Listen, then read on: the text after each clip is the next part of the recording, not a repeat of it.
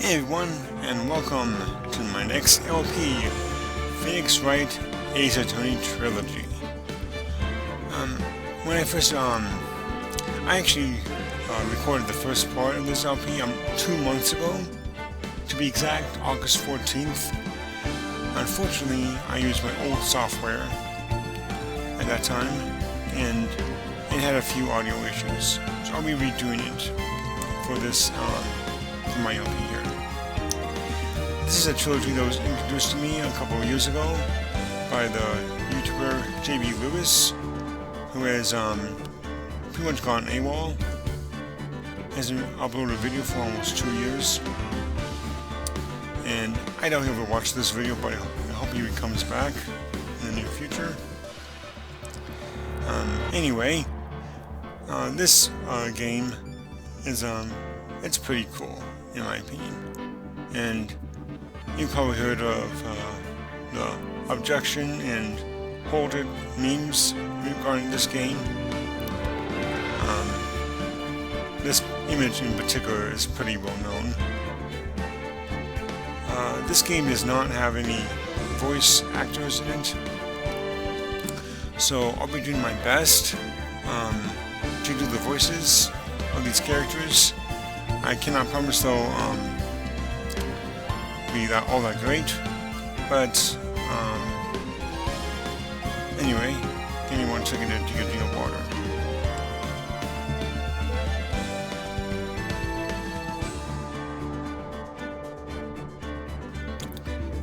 I had to mute my microphone for that, so anyway, without further ado, let's get started.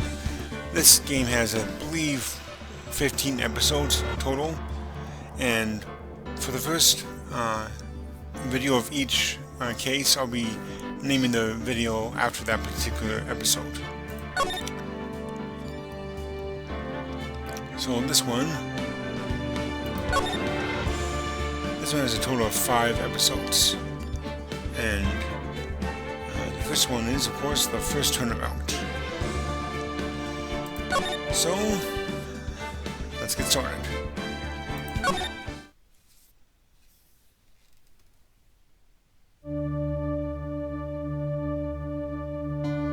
Gasp.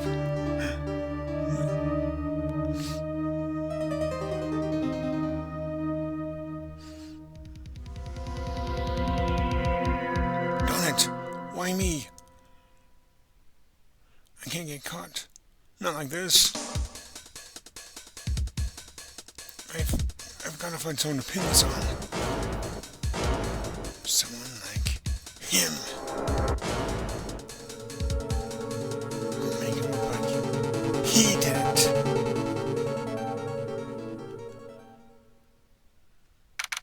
August 3rd, 9:47 a.m. District Court, Defendant Lobby number 2. Oh, before I continue, I just want to point out that there will be mild profanity in this game and some graphic images. I wish I'd mentioned that before, but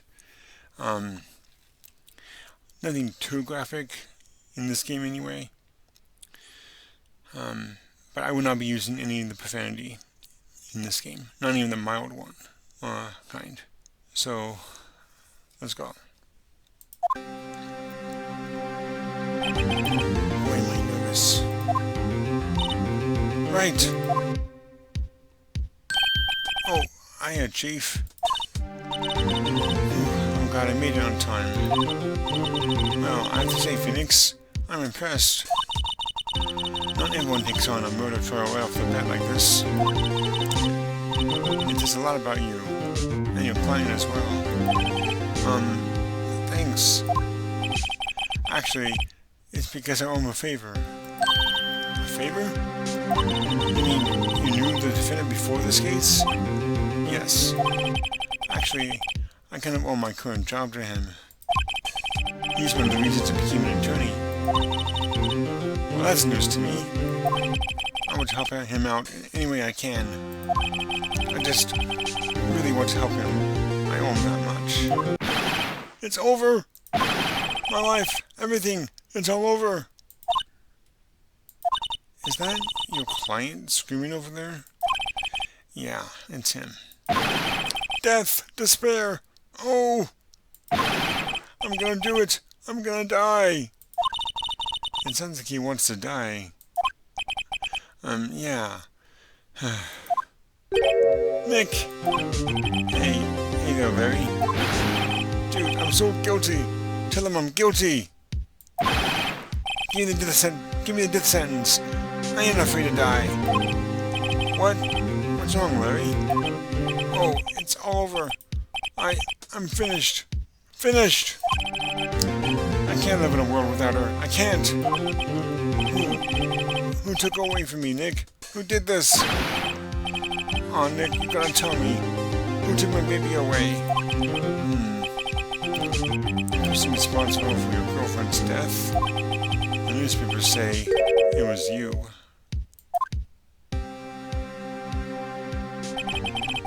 My name is Phoenix Wright.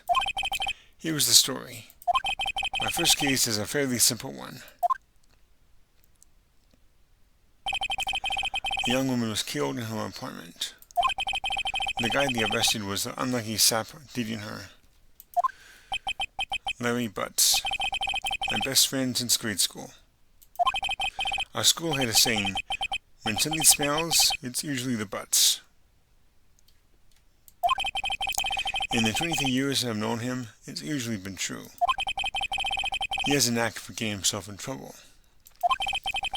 One thing I can say though, it's usually not his fault. He just has terrible luck. But I know better than anyone that he's a good guy at heart. That and I owe him one, which is why I took the case, to clear his name. And that's just what I'm going to do. August 3rd, 10 a.m., District Court, Courtroom Number 2.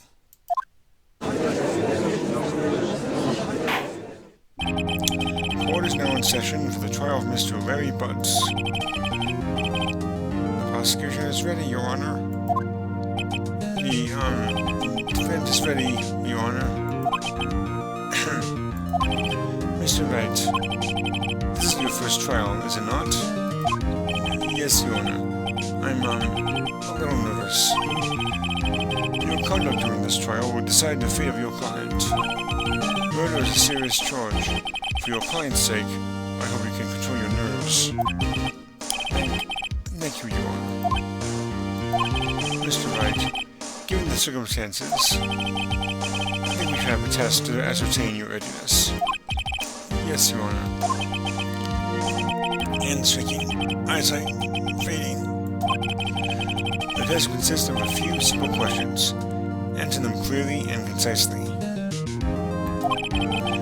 Please state the name of the defendant in this case. Mia Fey. The answer here is Larry Butts. The defendant? Well, that's Larry Butts, Your Honor. Correct. Just keep your wits about you and you'll do fine. Next question. This is a murder trial. Tell me, what's the victim's name? Well, to find that out, we look in the court record.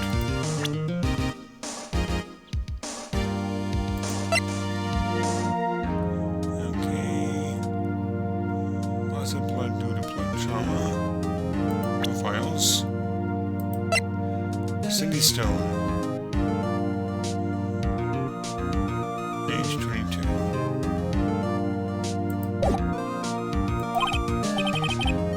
I know this one. I've got to read the case report cover to cover so many times. It's... wait. Oh. No way. I forgot. I'm drawing a total blank here. Hey, Dunderhead. It's Cindy Block. Oh, Cindy Block. Cindy Stone. Now you mind forgetting it. See that? Phoenix, are you absolutely sure you're up to this? You don't even know the victim's name? Oh, the victim. Of course. Of course I know the victim's name. I just forgot. Temporarily. I think I feel a migraine coming on. victim's name is listed in the court record. Just press tab to check it at any time, okay? Remember to check it often. Do it for me, please. I'm begging you. Mr. Wright, who was the victim in this case? Cindy Block was an option. That's funny. And Cindy Stone. The victim's name is Cindy Stone. Correct. Now tell me, what was the cause of death? We saw that. She died because she was hit with a blunt object. She was struck once by a blunt object. Correct. You've answered all my questions. I see no reason why we shouldn't proceed. You seem much more relaxed, Mr. Wright. Good for you. Thank you, Your Honor. I guess I don't feel relaxed, that's for sure. Well then, first a question for the prosecution. Mr. Payne? Yes, Your Honor? As Mr. Wright just told us, the victim was struck with a blunt object. Would you explain to the court just what that object was? The metal weapon was the statue of the thinker. It was found lying on the floor next to the victim. I see. The court accepted it into evidence. Statue added to the court record. A statue in the shape of the thinker. It's rather heavy. Right. Be sure to pay attention to any evidence added during the trial. That evidence is the only ammunition you have in court. Use tab to check the court record frequently. Mr. Payne, the prosecution may call its first witness. The prosecution calls the defendant, Mr. Butts, to the stand.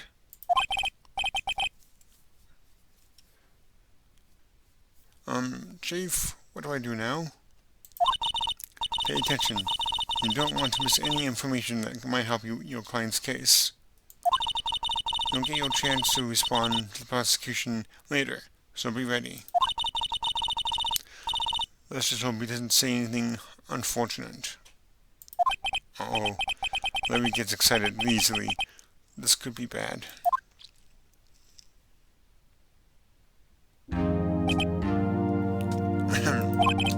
Mr. Butts, is it not true that the victim had recently dumped you? Hey, watch it, buddy! We were great together. We were Romeo and Juliet. Cleopatra and Mark Antony. Didn't they all die? I wasn't dumped. She just wasn't taking my phone calls, or seeing me, ever. What's it to you anyway?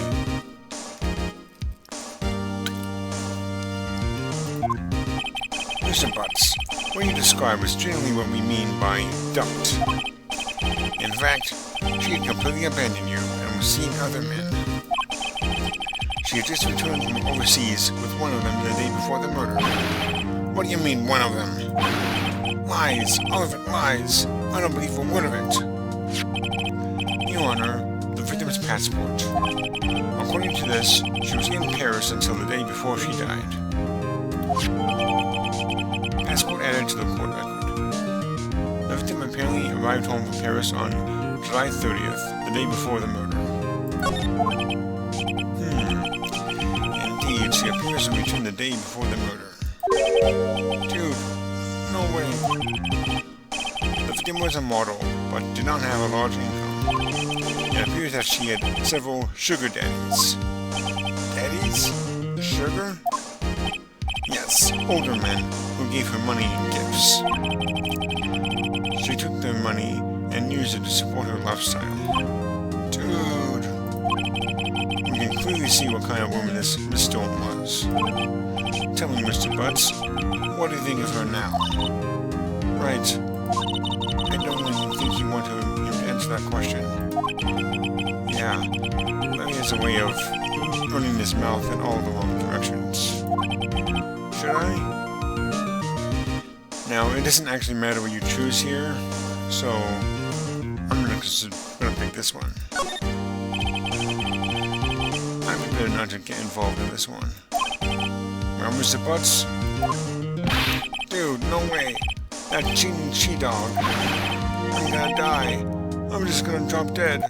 Yeah, and when I meet her in the afterlife, I'm going to get to the bottom of this. Let's continue the trial, shall we? I believe the accused's motive is clear to everyone. Yes, quite. Oh boy. This is so not looking good.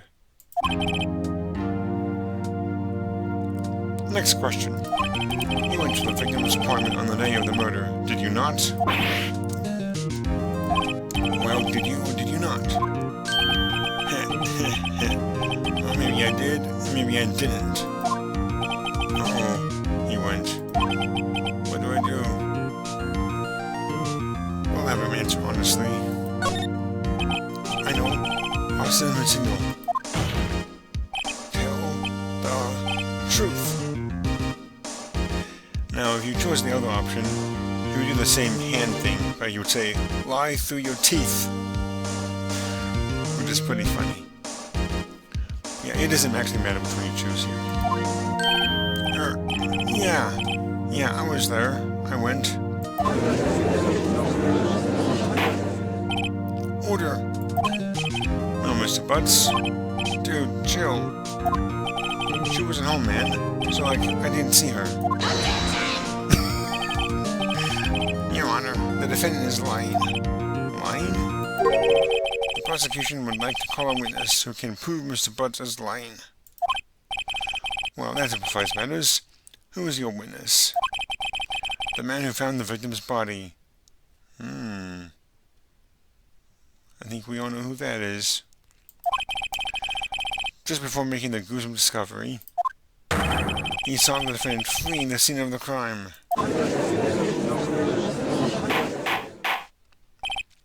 Order! Order in the court!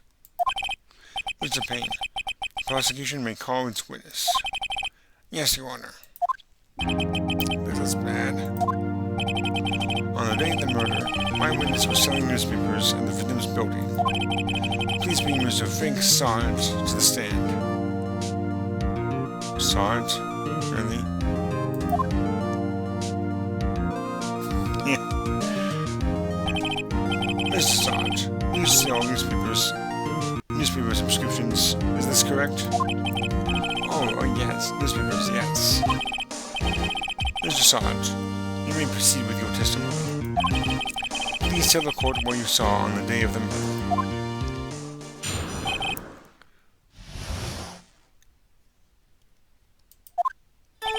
I was going door to door, selling subscriptions when I saw a man fleeing an apartment.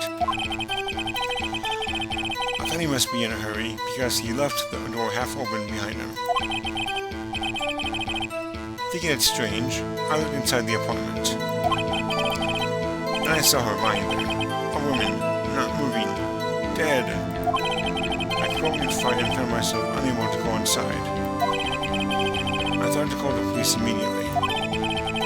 However, the phone in her apartment wasn't working.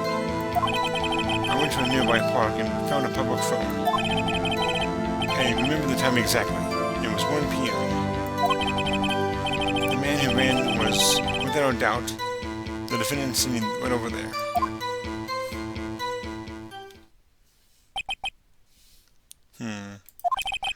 Mary, why didn't you tell the truth?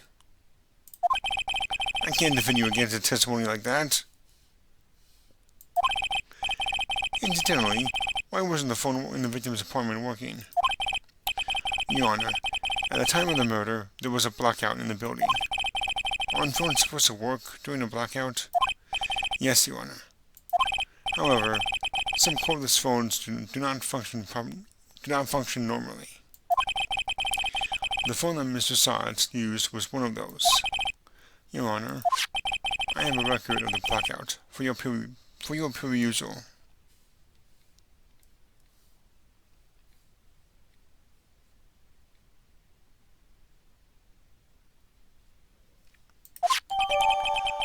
Blackout record added to the court record. Electricity to Miss Stone's building was out from noon to 6 p.m. on the day of the crime. Now, Mr. Wright.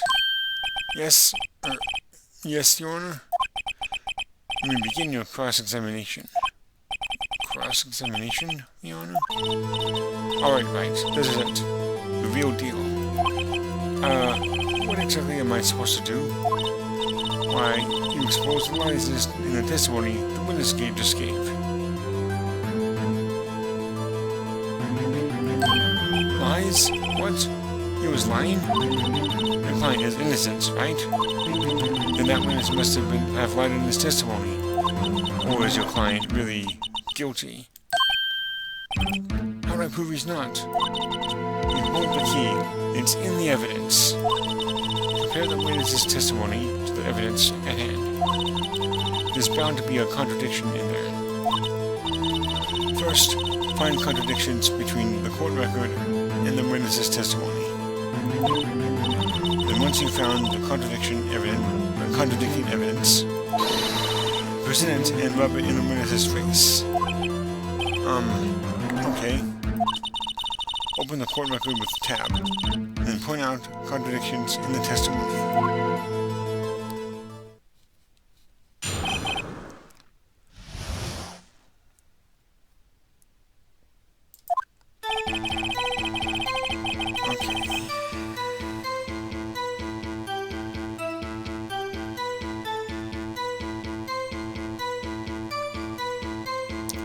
Let's see here. That's 1, 2, 3. We can choose to press all these, but I won't be doing that here. 4, 5, 6, 7, 8. Aha! This is the contradiction. Blackout was between noon and 6 p.m.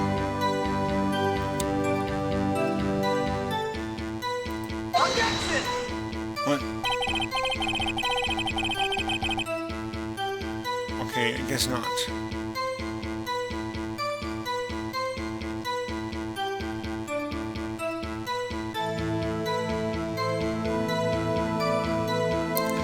Okay. Sorry about that.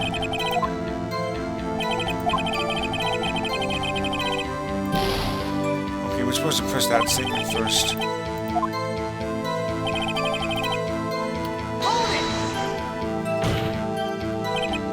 1 p.m. Are you certain? Yes. Absolutely. He seems really confident. 1 p.m.? Right. Doesn't that seem strange to you? Present some evidence to contradict him. And now we present it. I don't know why we had to press it first, but whatever. What? What am I doing wrong here? Oh, I'm an idiot. We present the autopsy report, not the blackout report. There we go. The music stops when you get it right. You found the body at 1 p.m.? You're sure? Yes, it was 1 p.m. for certain. Frankly, I find it hard to believe. Your statement directly contradicts the autopsy report. The autopsy notes the time of death sometime after 4 p.m. There was no body to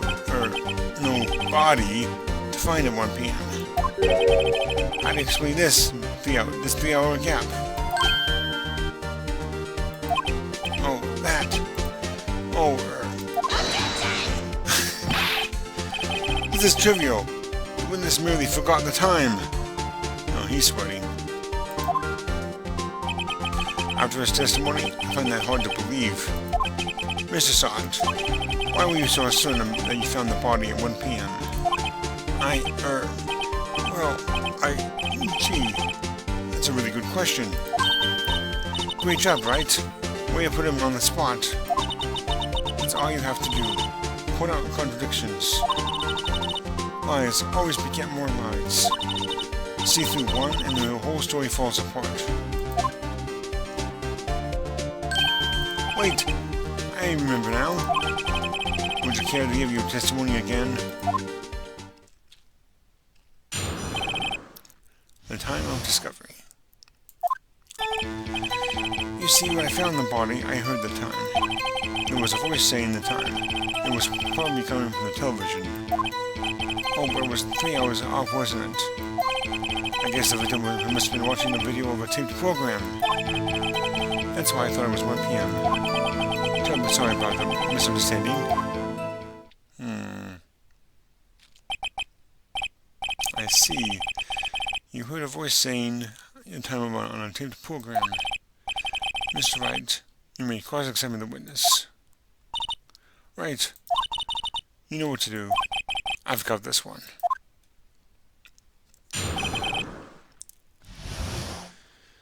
Okay.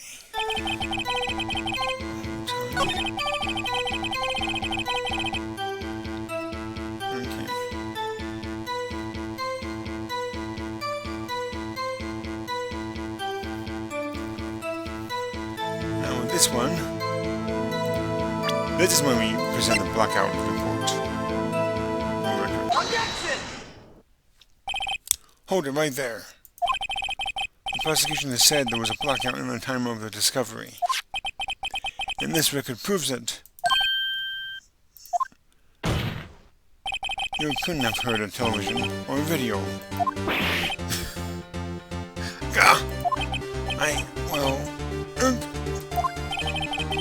The defense has a point. Do you have an explanation for this, Mr. Sarge? No, I find that quite possibly myself. Quite. Wait. I remember now. Mr. Sarge, the court would prefer to hear an accurate testimony from the very beginning. These constant corrections are harming your credibility. That and you seem rather distraught. My apologies, Your Honor. It must have been the shock of finding the body. Very well, Mr. Sarge. Consider your testimony once more, please. Hearing the time. Actually, I didn't hear the time. I saw it. There was a table clock in the apartment, wasn't there? Yeah, a murder weapon. The killer used it to hit the victim. That must have been what I saw. You saw a clock? I guess that would explain it. The defense may cross-examine the witness. Gladly.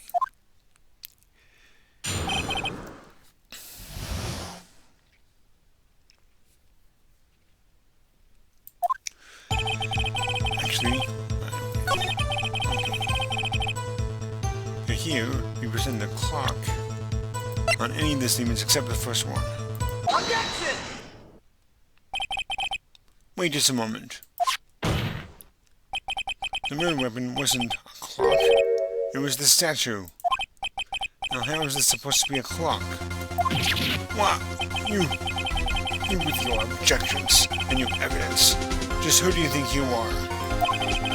Just answer the question, Mr. Sarge. Hey, I saw him there, okay? That's a clock. Your Honor, if I may. Yes, Mr. Payne?